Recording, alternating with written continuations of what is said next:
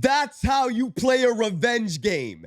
After being dominated by the Bulls on Friday night, the Knicks needed to send a message to Chicago and to the league. They absolutely did that. The ball movement, the consistent defense, the balanced attack, but even more than that, the bench. They finally came to play. We're going to break down all of these latest reports today. This episode is presented by FanDuel. If you're enjoying the content, please hit that subscribe button and make sure you have notifications turned on so you don't miss any new content.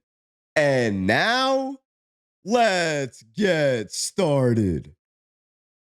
The Knicks destroyed the Chicago Bulls. That was the most consistent performance that we've seen from this Knicks team all season long. The defense, from the bench players to the starters to how consistent everything was. All of this led to New York finally getting the victory.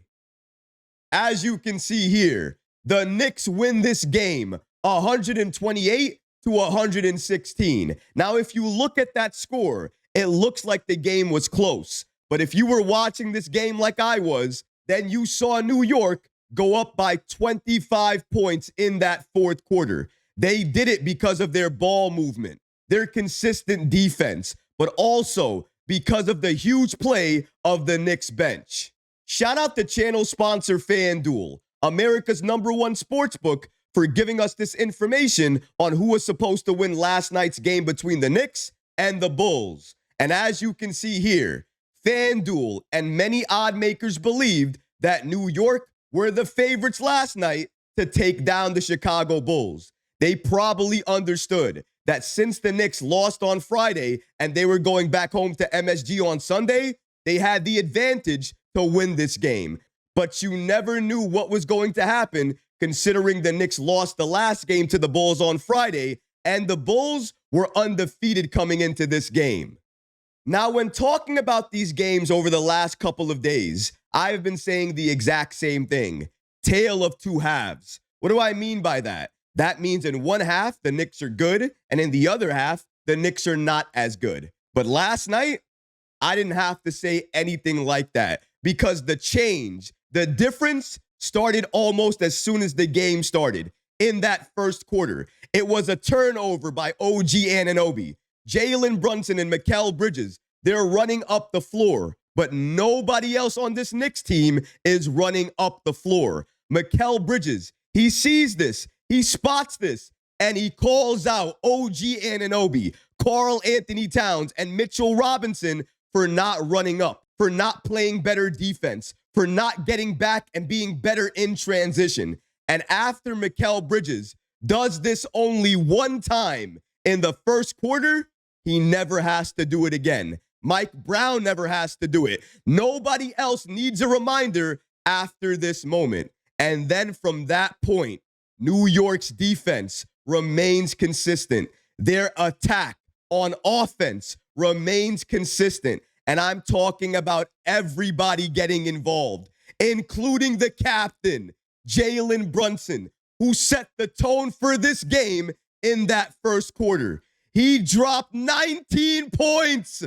19 points with 4 rebounds in that first quarter. Not the first half, the first quarter. And how did he do it? By hitting threes that were open from ball movement. How else did he do it? He got other players involved by attacking, penetrating, and then moving the ball, spraying the ball. But what else did he do? He did exactly what he did Friday, and by doing that, he influenced the entire Knicks starting lineup to do the exact same thing. Attack Chicago, because if you attack them inside, you're going to get an open lane and easy shot. If you don't, you're going to find an open shooter at the wing, or even better than that. A lot of times, you can drive, attack inside, you'll get hit. It'll be a foul and either an and one, or it's free points at the free throw line. And last night, New York, they were thriving at the line. We'll have to take a look at the team stats, but I believe New York, did not miss a free throw last night, even though they were attacking nonstop. Exactly what you want to see. And it was not only Jalen Brunson. It was Mikal Bridges, Josh Hart, Jordan Clarkson, Karl Anthony Towns. They all were attacking and finding success as they were attacking. And because of that, they continued to do it for the entire game. That first quarter, it was impressive because of Jalen Brunson. But that second quarter, you want to know why it was impressive? Because New York could not miss from three. Everybody was hitting threes. Jordan Clarkson hitting threes. Mikal Bridges hitting threes. OG Anunoby hitting threes. Karl Anthony Towns from the logo hitting threes. Now, he only hit three-pointers in the first half. In that second half, he really wasn't hitting threes anymore. But you know what? He didn't need to, because the rest of the team, they were doing just that. New York going into halftime have an 8-point lead, 60-68. The main reason for that is because while New York was doing so well in that second quarter, the Bulls, they were doing well too. They were hitting open threes. They were moving the ball. The give and goes, they were back. Constant ball movement. They were taking advantage of Karl Anthony Towns on the defense. They would find cutters near him or open three-point shooters near him, and they would pass that ball to that player. And oftentimes, Cat was late to rotate, late to go inside, and every single time, it was an easy bucket for the Chicago Bulls. And that's how they pulled back into the game to make it an 8-point game by halftime. But then in that third quarter, what I wanted to see is if it was going to be a tale of two halves once again. Was the Knicks defense or their ball movement or how they were shooting, was it going to fall off the face of the planet once again and allow Chicago to get back into the game? Thankfully, I was pleasantly surprised because the attack, it was balanced all over the place, especially from the Knicks bench. The bench on Friday did not play well, not offensively or defensively. But in this game, Josh Hart finally woke up. Jordan Clarkson, his best game as a Knick. And I am not only talking about offense. Yes, he had a couple of huge threes in that first half, had 11 points. And then in the fourth quarter, when he came back into the game, he was attacking inside. Easy scoop layups inside. And he was doing it in the non-Jalen Brunson minutes. Exactly when we need him to play this way. But even more than that, he was finding open players for three-point shots. Deuce McBride, open three. Landry Shamet, open three. And he was not the only one helping to play make off the bench. Josh Hart, he was doing the same thing. He found Jordan Clarkson for an open three. He found other players inside cutting for an easier opportunity. Even if that shot came from him, he was not holed up in the three-point corner this time looking for that three-point shot. He was playing Josh Hart branded basketball, attacking, driving, trying to get easier baskets. He was passing the ball. He was getting rebounds, second chance opportunities. One of his second chance opportunities off his own miss went to Jalen Brunson for a wide open three-point shot. This is how this Knicks team is supposed to play. Keep moving the ball until you get the best shot. And almost all the time when they were doing that, they were finding the right shot. This game right here was a perfect example of when the Knicks are playing consistently, consistent on offense, consistent on defense, and they're doing it for almost 48 minutes. How they can look like as a team, how they can play like as a team, and how the offense can look like. And as you saw last night, if they play this way, in this type of balanced attack, there is no team in the NBA that can go toe-to-toe with a fully healthy, fully locked-in Knicks team. I mean, look at what they did as a team last night. Look at this. 31 from Jalen. OG gave you 21. Cat gave you 20. Jordan Clarkson gives you 15 points with 2 assists. And those 2 assists, mind you, were so important, so clutch. He passed it to Deuce McBride. Bang, a 3. Passed it to Landry Shamet. bang, a three. Jordan Clarkson last night, if you were not watching him, you missed his best performance. And I'm not only talking about offense. He was active on defense. Does that mean he was a lockdown defender? No. But Clarkson, he's never been a lockdown defender. But the defense we saw from him last night, that defense, if he continues to play that way, it's much better than any defense we could have ever gotten from a player like Jordan Clarkson. But he was doing it last night, and I absolutely appreciate that. He wasn't alone, though, because Josh Hart, he joined them off the bench, giving you 14 points, 9 rebounds, 3 assists, and 1 steal. But let's really break down what these players did, because last night, Jalen Brunson, OG Anunoby, and Karl Anthony Towns, they went off in their own way. And we have to break down what they did and their contributions to the game. And I think we should start with Karl Anthony Towns. Last night when the Knicks beat the Bulls, he gave you 20 points on 5 of 11 shooting. That is insane, by the way. That is so efficient. And it tells you the main reason he was able to give you 20 points on that many shot attempts is because he was aggressive. And if you want to see that aggression, just look at his free throws. He was 8 of 8 from the line. So he was aggressive in getting to the line. He was 2 of 2 from 3. He had 15 rebounds, 5 assists with 2 blocks. And one of those blocks, it came off of help defense from Karl Anthony Towns. Trey Jones, he's going inside. He fakes out Deuce McBride. Deuce jumps late, and now it's going to be an easy layup. Or is it?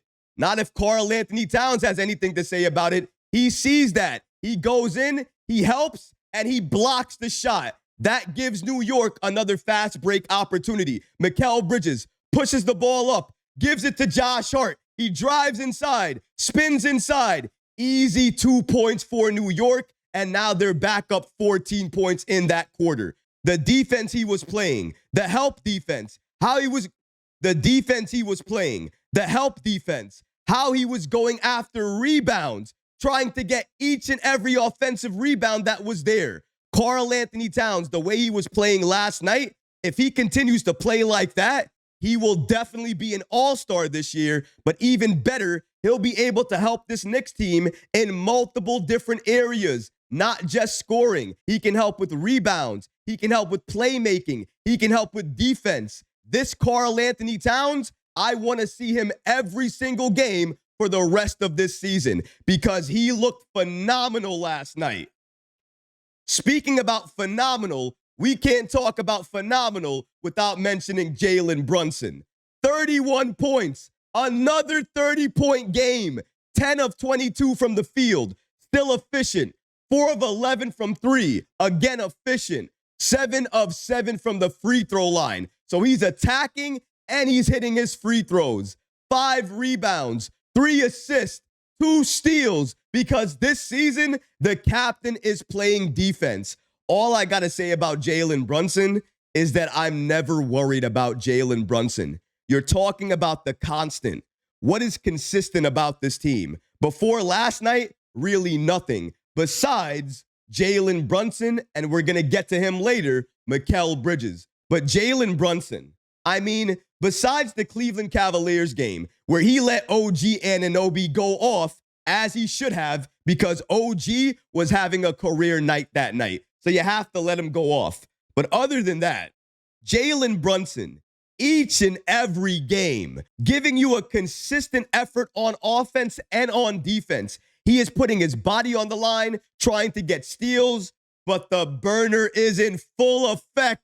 He's hitting threes. He's attacking. He is manipulating the defense inside in only a way that Jalen Brunson can do. And he looks so good while he does it. I am not worried about Jalen Brunson. If anything, the league better be worried about Jalen Brunson. Brunson is doing all of this, and he's still not playing at his full capacity yet. He has another level he can get to, and he's going to get there once this Knicks team is fully locked in and the chemistry is flowing and clicking without any issues. We're not there yet, but we're going to get there throughout the course of this regular season. And once we're there and Jalen Brunson is operating in that offense, good luck to the NBA, because trying to stop him at that point, it's going to be one of the biggest challenges any team is going to face. But let's continue here.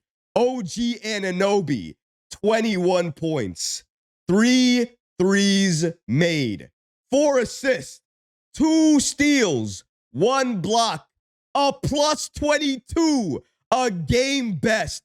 OG Anunoby has been a monster for New York to start the regular season. Now, his offense, it has been up and down. I'll give you that. But besides the offense, his defense has been consistent throughout all of these games. But last night, his offense and his defense were on point, hitting threes, driving inside, attacking, trying to get to the free throw line, making other players' lives easier by attacking and kicking that ball out. He even had a great give-and-go game with Mikal Bridges. Those two were finding each other all night long for very good passes, either cutting inside or open three-point shots, exactly what you want to see.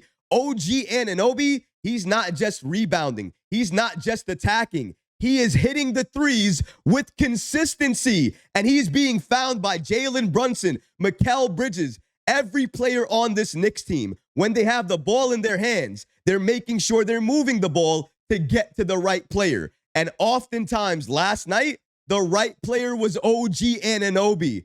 Let's take a look at the players' minutes breakdown now. As you can see, no starter played more than 40 minutes. They all played under 40 minutes. OG Anunoby played 35 minutes. Towns played 36 minutes. Mitchell Robinson played a game-low 13 minutes. Although, I believe the main reason he only played 13 minutes is because he came down awkwardly on his right ankle. And because of that, he had to go back to the locker room, miss some time. Eventually, he did come back into the game, and he played in the game. So I don't think the injury he suffered, if it was anything, was a severe injury. However, it's something to watch now in the future, because we know any lower leg injury to Mitchell Robinson, even if it's not severe, the medical staff, even if it's not severe, they'll likely want to take a cautious approach with Mitchell Robinson and his health. And since we're playing a back-to-back tonight against the Washington Wizards, it doesn't make any sense that Mitchell Robinson is likely going to play, which means we could see Huck Porty tonight against the Wizards. Either way, let's continue here and break down more of the players' minutes breakdown. Mikal Bridges played 35 minutes. Jalen Brunson played 32 minutes. Yabusele only played 2 minutes, and that was in the first half, and he did not play again. This is a trend, actually, for Mike Brown. The other game, Yabusele only played 3 minutes. Now this game, it's 2. Something to keep watch of. Bacome Dadier only played 1 minute, along with Mohamed Diawara, and that was in the final minutes of that fourth quarter where the game was already won. Same thing for Tyler Kolek. Ariel Huck Porty, he was a DNP. He did not play. Miles McBride had 23 minutes off the bench. Jordan Clarkson had 18 minutes off the bench. Landry Shamet had 18 minutes off the bench. And Josh Hart played his most minutes of the season and off the bench with 26 minutes. Mike Brown went with a more 9-man rotation during this game, and you can really see that from the minutes breakdown. Only 9 players really got significant minutes, and these 9 players, that's really the Knicks set rotation at this point. It does not mean that we won't see other players from time to time, but it means as the season is going on right now, Mike Brown understands he can't play 10 players consistently. He can't play 11 players consistently. He needs a consistent 9-man rotation. And now I think we have it. It's the 5 starters plus Jordan Clarkson, Josh Hart, Landry Shamet, and Miles McBride. That right there, that's your 9-man rotation. Part of that rotation is Mikal Bridges. Now, if you look at the stat line, it's not going to jump off the page in terms of points. He only gave you 10 points last night, but he gave you 9 assists, 2 of 5 from 3, and gave you 5 rebounds. I don't know how many times I can say it. I don't know if I sound like a broken record already, but I need to say it because it continues to be true. Mikal Bridges, over the course of this entire season, all of these games that we've played so far, which is 6. I understand that, but it still counts.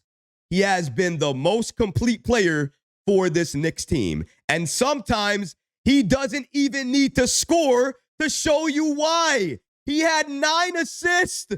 He had 9 assists. He was one of the main reasons why the Knicks won this game. He was attacking inside and finding other players open. OG Anunoby, he was finding him. Jalen Brunson, he was finding him. Karl Anthony Towns cutting inside, he was finding him. This Mikal Bridges is doing everything that you could want Mikal Bridges to do. Aggressive, attacking, scoring, getting to the free throw line, playmaking, getting rebounds. What else do you want Mikal Bridges to do? At this point in time of his career with the Knicks, what else do you want him to do? Now, let's take a look at the team stats. As I always do, I'm not going to break down every team stat, but I am going to look at the ones that I believe helped the Knicks win this game against the Bulls. And the number one thing we're going to look at is field goal and three-point shooting. The Knicks shot 45.3% from the field. That's good. It could be better, but that's good.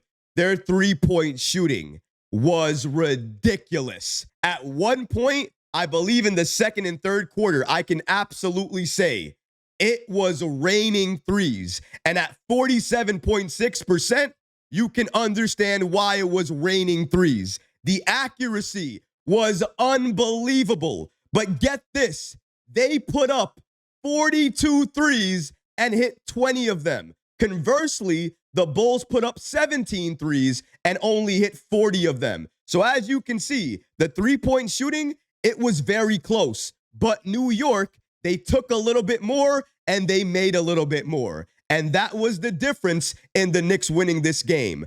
Let's take a look at free throws attempted. This right here is another main reason why New York won this game. They held the Bulls to 11 free throw attempts, and they shot 81.8%. New York attempted 22 free throws, and they were perfect. 100%, 22 for 22. They did not miss a free throw. Another reason why they were beating down the Bulls and letting this game up to 25 points is because they were aggressive. They were attacking. They were getting to the line. They were moving the ball, getting open shots, hitting open threes, which is why their percentage is so insane at 47%. And even looking at the team assist, you can see that they were moving the ball. They had the most assists as a team in this game at 31 team assists. Before that, they had 22 assists as a team. Now they jumped up to 31. Incredible. And it wasn't only one player moving the ball. It was multiple players, especially the Knicks bench players. Jordan Clarkson, Josh Hart, they were moving the ball and helping to get open shooters better looks. That's exactly what you need to do. Love the play from the bench. Love the play from the starting unit. Honestly, I love the way everybody played when they were out there. Even if it was in limited minutes, it felt like everybody understood their role, understood their assignment, and knew exactly what they needed to do. Nobody was lost. Nobody looked frustrated. Nobody looked upset. Now, maybe that's because the offense was going the way the Knicks wanted it to go. Maybe if the shots weren't falling, the defense might have taken a hit. But we don't have to worry about that because last night, the offense stayed here and the defense stayed right along with it. This was a revenge game. And when you're playing a revenge game, you need to actually get revenge. New York not only did that, but they did it in a way that reminded the entire league. New York is only getting started. We have some growing pains we're going through right now. And sometimes it's not going to look good. But when we're on, when we're efficient, when we're clicking and the chemistry is there, there is not a team in the NBA that can go toe-to-toe with this Knicks team. And last night, we just proved it by giving the only undefeated team in the Eastern Conference, the Chicago Bulls, their first loss of the season. This season, New York is not the one to play with and not the one to test. We are playing to win a championship, and nobody is going to get in our way. We may not be the team we're supposed to be right now, but over the course of this regular season, we're going to become that team. And come the postseason, you're going to see a Knicks team that cannot be stopped by anyone. Mark my words. New York in the postseason is going to be one of the most fair team across the association. And it's going to be for good reason, because when we're on, when the offense is looking like this, when the defense is looking like this, what are you going to do against this Knicks team? Oh, wait, I know. Get destroyed, get beaten, and watch New York walk away with the victory. But what about you guys? What do you think about this Knicks team getting revenge and beating down the Chicago Bulls 128 to 116? Let me know how you feel about that in the comment section below, guys, because honestly, I would love to hear from you. But that's going to do it for this episode. I hope you enjoyed it. And if you did, go ahead and smash that like button, leave a comment below, and of course, guys, please subscribe to the channel. Until next time, Knicks fans, take care of yourself, your families, and each other. Peace and love.